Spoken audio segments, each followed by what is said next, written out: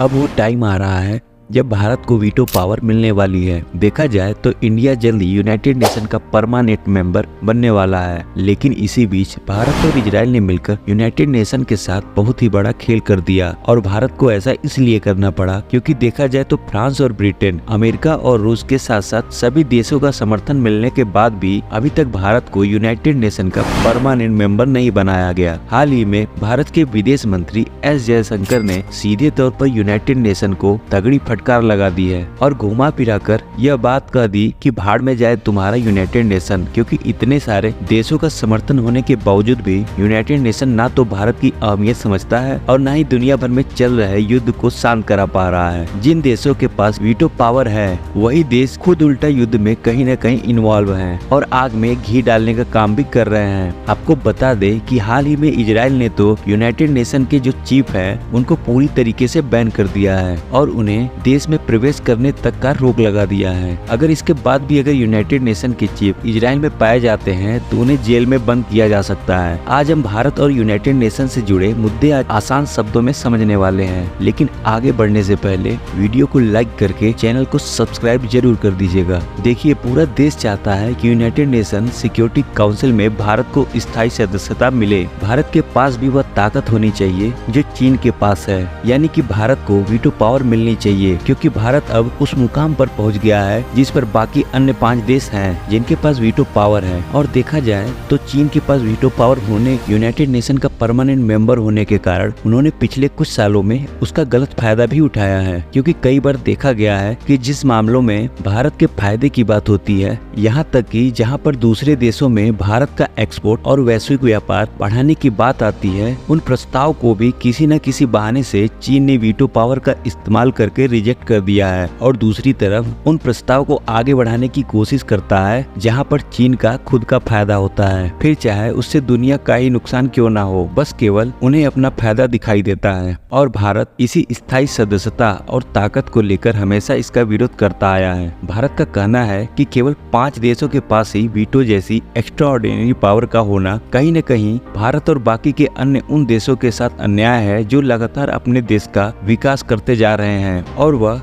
किसी भी मामले में बाकी 5 देशों से पीछे नहीं है, क्योंकि यह बात दुनिया जानती है कि इस समय भारत मिलिट्री पावर के मामले में तीसरा सबसे बड़ा देश बन गया है और अर्थव्यवस्था के मामले में 5वां सबसे बड़ा देश है। लेकिन इसके बावजूद भी यूनाइटेड नेशन का परमानेंट मेंबर यूएस, ब्रिटेन, रूस, फ्रांस और चीन ही है और उनके पास वीटो पावर है। लेकिन भारत जो 5वीं सबसे बड़ी इकोनॉमी है, उसका नाम 5 देशों की लिस्ट में कहीं भी नहीं है। और आपको बता दे कि पिछले 2 सालों से नहीं बल्कि 10 सालों से भारत यह बात कहते आ रहा है कि यूनाइटेड नेशन में बदलाव होना चाहिए और पुराने नियमों को बदलकर समय के साथ यूनाइटेड नेशन में और भी देशों को परमानेंट मेंबर बनाना चाहिए। जो देश इसके लिए कैपेबल हैं उनको वीटो पावर भी देनी चाहिए। लेकिन आपको जानकर हैरानी होगी कि इस बार अमेरिका में यूनाइटेड नेशन की जो बैठक हुई थी उसमें 193 देश के राष्ट्रीय अध्यक्ष मौजूद थे और जो बात भारत पिछले 10 सालों से कहता आ रहा है, इनमें से लगभग सभी देशों ने वही बात दोहराई। यहाँ तक कि चीन को भी यह बात कहना पड़ गया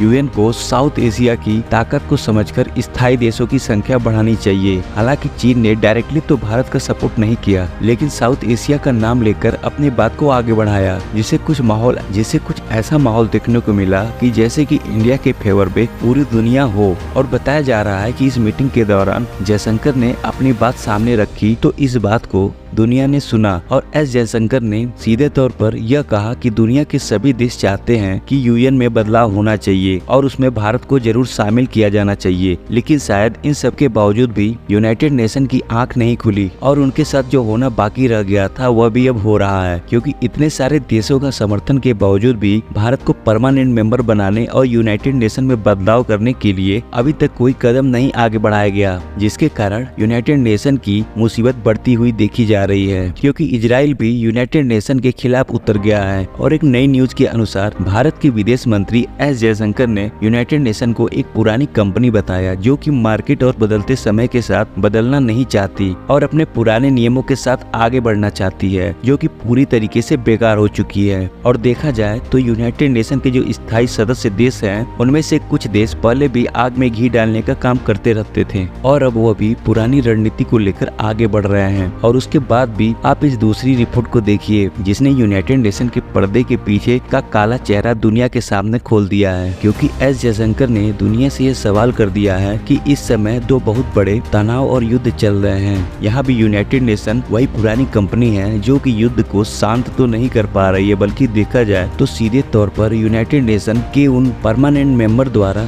युद्ध को बढ़ावा दिया जा रहा है जिसके पास वीटो पावर भी है। आपको बता दें कि यूनाइटेड नेशन पर सबसे ज्यादा अब इजराइल भारी पड़ रहा है, क्योंकि हाल ही में ईरान के द्वारा जो इजराइल पर भयानक अटैक हुआ था उसका आरोप भी इजराइल ने सीधे तौर पर यूनाइटेड नेशन के चीफ पर लगाया है। इजराइल का कहना है कि यूनाइटेड नेशन के जो चीफ है उन्होंने इजराइल में आतंकवादियों और हथियारों का समर्थन किया है। इजराइल का कहना है कि यूनाइटेड नेशन के जो चीफ हैं उन्होंने ईरान में आतंकवादियों और हथियारों का समर्थन किया है, इसलिए यूएन चीफ किसी भी सूरत में इजराइल में प्रवेश नहीं कर सकते। फिलहाल इजराइल में यूनाइटेड नेशन के चीफ जाएं या ना जाएं यह तो दूर की बात हो गई, लेकिन इस आरोप से यूनाइटेड नेशन पर जो धब्बा लगा है वो सदियों तक नहीं मिटने वाला। और इतना ही नहीं बल्कि फ्रांस जो यूनाइटेड नेशन का परमानेंट सदस्य है इसे भी ठीक आईना इजराइल ने दिखा दिया है। दरअसल अभी तक इजराइल अपने हितों के लिए 7 फ्रंट वार कर रहा है, फिर भी हाल ही में फ्रांस ने इजराइल को हथियारों की सप्लाई देनी बंद कर दी। साथ ही फ्रांस ने और भी वेस्टर्न कंट्री से इसकी डिमांड की, लेकिन इजराइल ने फ्रांस को जवाब देते हुए कह दिया है कि यह लड़ाई हम अपने हित के लिए लड़ रहे हैं और हम आतंकवादी संगठनों को मिटा रहे हैं जो कि दुनिया के सभी देशों के लिए खतरनाक हैं। ऐसे में कोई देश हमारा साथ दे या न दे, लेकिन हम युद्ध को जीत कर ही रहेंगे। फिलहाल आपको क्या लगता है कि यूनाइटेड नेशन पर इतना जो आरोप लगाया जा रहा है इन सब से यूएन पर कोई फर्क पड़ेगा या नहीं? अपनी राय कमेंट में जरूर दीजिएगा।